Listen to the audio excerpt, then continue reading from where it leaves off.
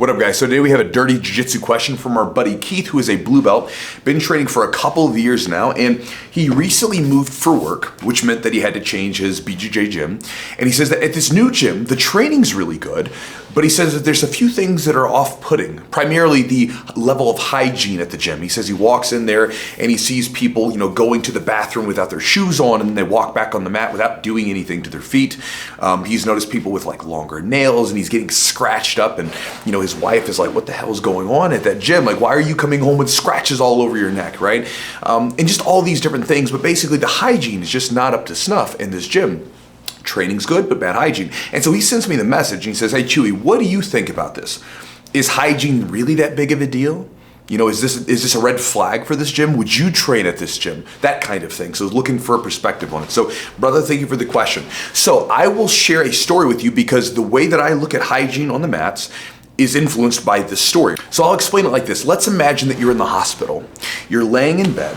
You've been there for a few days now, and on your thigh, first off, your leg is swollen. It's painful, and there's this redness going all the way up from your knee down to your leg and up to your upper thigh, almost into your groin.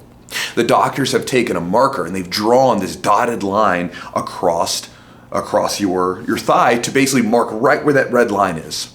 They also gave you a new cocktail of drugs, and they said, listen, this is this sort of cocktail, experimental, whatever medicine that we have. It's kind of the last thing that we have, and if this doesn't work, then we're gonna have to figure out something else for you to deal with this infection that you have. But again, let's try this out and see how it works in the morning. And they drew that line on your leg to basically, in the morning, figure out whether or not the medicine is working or if the infection is continuing to spread. Now you're hopeful about it, but at the same time, you're not too optimistic because you have lines where they've tried different medicines and those lines have been passed along the way as this infection has continued to spread. Now, your mother, who is a physician in another country, has also come down to see you during this time of need, and she will later tell you, she doesn't tell this to you right now, but she will later tell you that she came down because she anticipated you having to get your leg amputated, and she wanted to be there for you when that was discussed because of how traumatic that would be, right? So the next morning, they come in, you are too afraid to open up the blanket. So that line is there on your thigh, and you have the blanket over top, and you don't want to look at it. Because you know what that means. If you pull it up and that leg is continuing to get red and spread up your groin, you kind of deep down know what that means. So doctors come in, they eventually pull back the blanket, and then all of a sudden they see that the infection has begun to recede and it's moved away from that black line, and everybody cheers, right? Now, you're not in the clear yet. You still got about a week in the hospital left. And then later on, you've got a month worth of antibiotics that you have to take through a PICC line at home, right? So you have a month-long bout of like really harsh antibiotics. You lose 25, 30 pounds, and it really wrecks your training for a good amount of time. Now, this story that I paint to you, this horror story, is what can possibly happen. It's not common, but it's what possibly can happen from bad training practices. It was from a buddy of mine, Dave, who is a jiu-jitsu black belt. He's doing good now, and obviously he never lost his leg, and everything's fine, and he has a gym down in Tucson, but he went to a dirty gym and was training, and then soon after, that happened to him. He ended up in the hospital, basically almost having to get his leg amputated, right? Pretty scary stuff. But again, that is an extreme example, but it can definitely happen. Here's another one for you. This one happened recently within the last year. My student, Brandon Reed, many of you guys know him. He's the big wrestler guy, competed in ADCC, and his jiu-jitsu is getting better and better. And he was rolling with this young blue belt who was spazzing out a little bit during a leg lock entanglement, and he ended up getting his eyelid, or not his eyelid, but his actual eye cut, like the cornea or whatever, by a long toenail, sliced it right there. He went blind for 2 weeks. And if that wasn't bad enough, this toenail was like the gift that kept on giving because that toenail was dirty and there was some gunk in there. And so his eye ended up getting an infection. And so he's having to take medicine for that and having to, keep it covered. And then when he came back, the doctor told him, like, listen, man, if that eye starts taking a bunch of damage and gets messed up again, there could be a chance that you could go blind in that eye or lose significant vision. Now, his vision isn't great to begin with, so that's bad. And so he started wearing the goggles. If you guys have watched him compete, that's why he started wearing the goggles, was because of that situation. So what I'm getting at, bro, is that bad hygiene is just simply bad training practices, right? Think about it this way. This is how I look at it.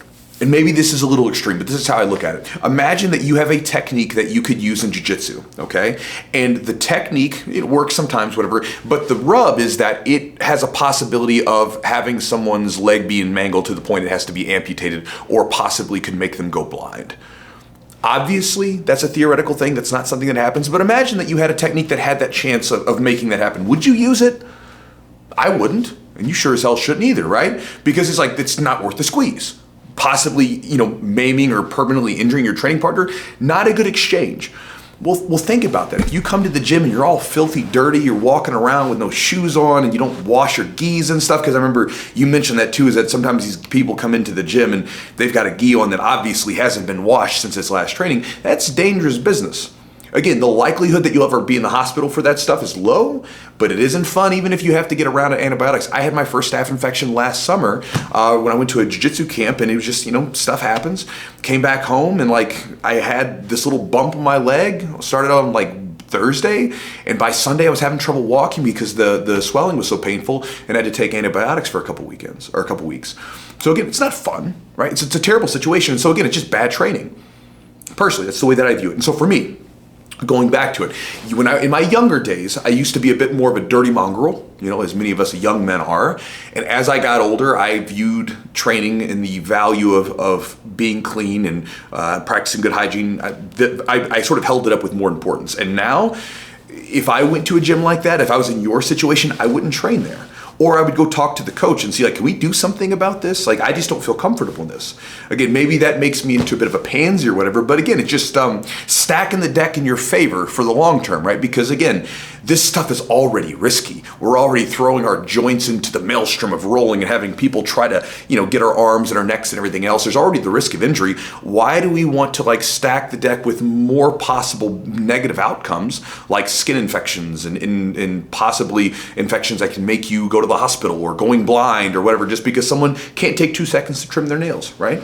And so for any of you guys that are watching this too, that are new to jiu-jitsu, if you ever go to a gym and they seem like they're a bit of tyrants about the hygiene, this is why.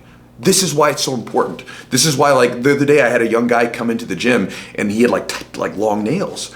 And, I was like, oh, bro, you gotta trim those before you step on the mat. And he was kind of taken back, why is this such a big deal? And I'm like, because you could make someone go blind. You could scratch them, and then the scratch opens up, space where an infection can get in there. All these different bad things. They just don't think about it. A lot of new guys come into the gym and they just walk around with their shoes off because that's what they do at home. It doesn't seem like a big deal. But again, when you're tracking, poo-poo and pee-pee germs, as I'll tell my little kids sometimes, onto the mats, along with whatever else is out there, it can be bad news. And so that's what I share with you. So I wouldn't train at that gym. That's a red flag for me, bro. The hygiene's important. Good hygiene's good training. You make your own judgment is what you're going to do. But again, if you really want to train there, maybe talk to the coach and be like, hey man, can we step up the hygiene game or whatever? And that's that. So anyway, thanks for the question, Keith. And I'll talk to you guys next time.